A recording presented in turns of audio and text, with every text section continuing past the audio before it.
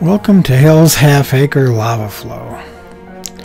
In the geology of Idaho, where lava flows can be 50 or 100 million years old, this one only dates back to about 20,000 years.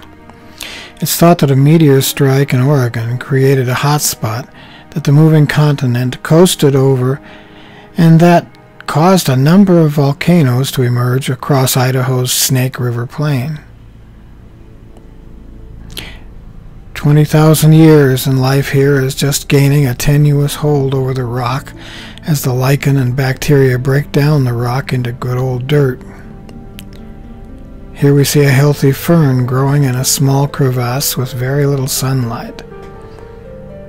And all this happened nearly 17,000 years before a group of Hebrews began to band together in the hills over Palestine, and 10,000 years before the world was created, according to modern fundamentalist Christians. What sort of religions might humans have practiced 20,000 years ago?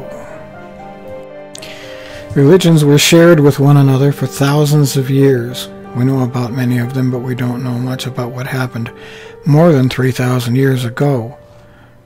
We have found what appear to be religious structures in Turkey at Göbekli Tepe that were thought to be temples, and it's possible that they go back about 10,000 years. There's some disagreement as to whether they were temples or living quarters. There were land and sea trade routes that spanned 4,000 miles, such as the Silk Road that began during the Han Dynasty and is pictured here around about 100 of the Common Era. And the earlier Persian Royal Road was about 475 BC. These roads were actually a network of routes that carried spices and silk, culture, and religion all over the Middle East, China, Africa, and Europe. In the first version of the movie Conan the Barbarian, we're treated to a scene where Conan and his friends are describing their gods in what must be a good metaphor for the way gods and their concepts are moved back and forth. When Conan was asked by Subbotai, "What gods do you pray to?" he replied, "To Crom, but I seldom pray to him. He doesn't listen." As humans moved from bands to tribes and into city-states and empires, their religion evolved along with them.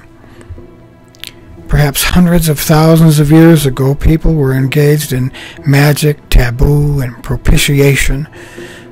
I don't have time to go too deeply into the magic and fetishism and totemism and fertility cults and many other ideas that flowed through history, but 20,000 years ago, cave paintings were made in various places in Europe and Australia. The Kakadu paintings in Australia seem to portray an originator god and goddess, while in Europe the paintings are more about animals, perhaps a form of sympathetic magic to make the game appear during a hunt. It may also be that during that time divine kings began to appear, as every conqueror puts his own god above the gods of the conquered. And as agriculture grew, medicine men began to study the cycles of nature and natural phenomena to aid in the growing of crops. Fertility cults sprang up and still exist in modern times.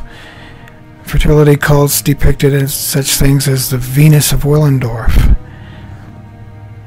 These are the precursors of our modern-day religions, with devotees being bathed in the blood of the lamb as the followers of Mithra were bathed in the blood of the bull, and the images of religions still stir the feelings of closeness to the founding figures, from Buddhas to Joseph Smith, all given their supposed authorities by the power of magic and the might of gods, or the secret knowledge of the universe. As I look back at the pictures I took of Hill's Half-Acre back in 1993, when I was still so young and pretty, it seems to me that not much has changed out there in the last few years, or even the last few thousand years. And maybe that much has changed about religion either. Shamans still ply their wares, priests and kings still claim their authority comes directly from the gods, and people still believe them.